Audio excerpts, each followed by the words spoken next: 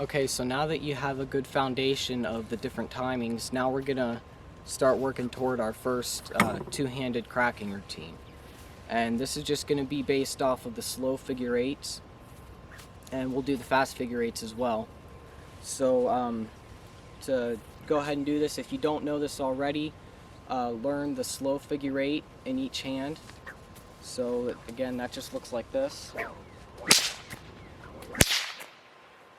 Alright, so it's just a cattleman's and a reverse cattleman. So make sure you can do that in your non-dominant hand as well.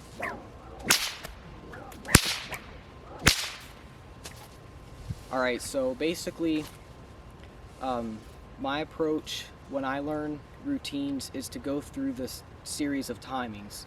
And I do this with each routine that I learn, depending on what it allows. Some routines you can't really do one of the timings, otherwise they'll get tangled, but for this one you can do all 4 different timings. So the easiest way to do it would obviously be together time. Now the first obstacle that you'll probably have to overcome is to keep the whips from crossing and then getting tangled. You need to learn to keep your whip in a straight line as it's cracking alongside you. So you can't have the whip coming out angled in front of you like this unless you actually need it to for a specific routine.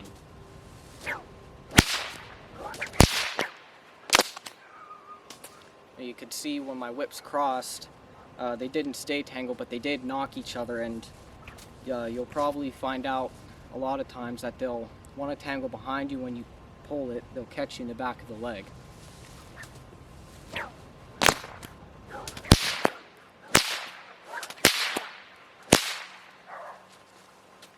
So now with some routines you will cross in front of each other, but for this one we're going to try to focus on not crossing.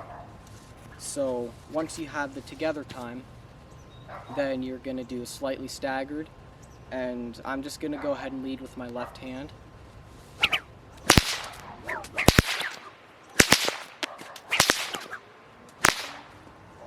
Alright, so you just give a little bit faster jerk with your left hand to get that snap. And then once you have that with your left hand, then learn it with the right hand being your lead.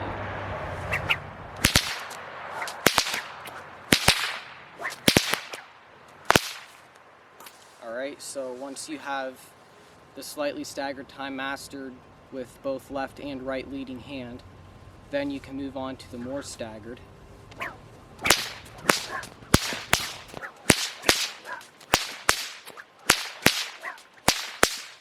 Okay, that was with my left leading, so then learn it with your other hand.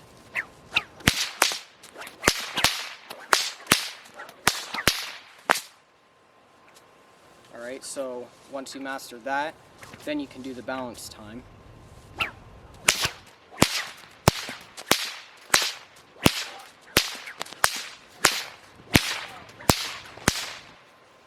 Alright, so when you're first learning the timings, it might be a little tricky to be able to differentiate between when exactly your whip should come up and down. So you can just refer back to this video if you need to. If you don't already know, in YouTube you can go to the settings in the bottom corner of the screen and change the speed and put it in slow motion. So if that would help with the whip. So I'll do it from the side with my left hand leading, and this is the balance time.